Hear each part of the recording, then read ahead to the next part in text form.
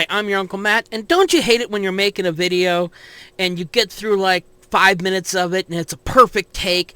You haven't made any stumbles, you haven't had to edit out any huhs or uhs or pauses or whatever, and then after you get done and you go to review it, it turns out you didn't have the mic on! Sorry, I didn't mean to yell. Do I have my mic on? Yes, I do have my mic on. I just dropped my monkey.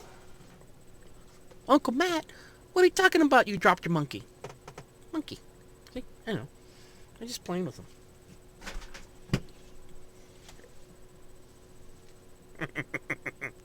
Okay. What we're getting to is simplification of gobbledygook that these morons in Hollywood are trying to give us. It's like Bob Iger when he gave his little interview and he was saying about how the reason some of these movies came out like crap is because they were made during COVID-19 and there was no supervision, blah, blah, blah. That's bullshit. Bullshit. I'm going to show you a video. It's 43 seconds long and it's been making the rounds throughout the internet, and I'm going to show this to you because even though everybody's seen it, I mean, lots of people, it's been on Nerdcasts, it's been on all podcasts, you name it. You've heard the audio, probably have seen it. So, but I'm doing this for a few people. A friend of mine, I tried to talk to him about it, and I was trying to find it for him on YouTube to show him when I was over at his house the other day, but I couldn't find it. But I had it downloaded. That's right. I downloaded it. Shush. Just shush. Roll that beautiful bean footage. I was not very steeped in the comics. I didn't read any comics or do any research. I wasn't familiar with the comics. I wasn't familiar with the movies. We didn't lean into a whole lot of the history of the comic books. Yeah, candidly, we were not enormous comic fans. I wasn't super into superhero comics when I was a kid. I read a lot of like indie press stuff. First thing I was told is don't read the comics. Really? As a creator, they put you in a bubble. They don't let you talk about any of the other projects, right?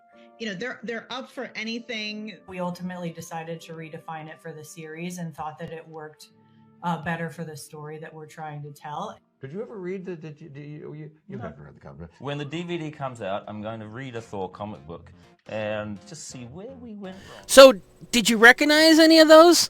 Like that one lady? I can't remember her first name, but I believe her last name is Gao.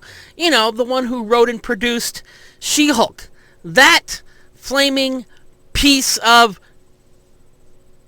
shiza. It's best I'm really, really trying to control my swearing. But when it just... See, luckily for me, I'm not really... I'm a comic book normie, I guess you could say. I got my box of comic books here, but I used to collect Spider-Man and Batman. Those were my two. Spider-Man, Batman, and Green Lantern. But when they started getting kind of goofy, I stopped. It's been like maybe 15, 20 years now. So, but here's something I want to show you. Ready? Occam's razor. 14th century English philosopher came up with, I mean, there's all, you can read that right there. But the main thing is I want to point out for simplification, because it says right here, popularly, the principle is sometimes paraphrased as the simplest explanation is usually the best. And the video we just saw is proof. If it was a court, that would be number one. Little video, stick in a goddamn bag, put it on goddamn desk of the goddamn judge. This is why they suck. You have writers that don't know what the hell they're talking about. They don't read Spider-Man, and that twat waffle at the end who made Thor never read a comic book. But when the DVD comes out, he's gonna read it. You should have read it before you made the bloody movie. Sorry again. Don't be sorry, Uncle Matt. Just don't shout. Yes, shut up. I'm sorry. So that is pretty much.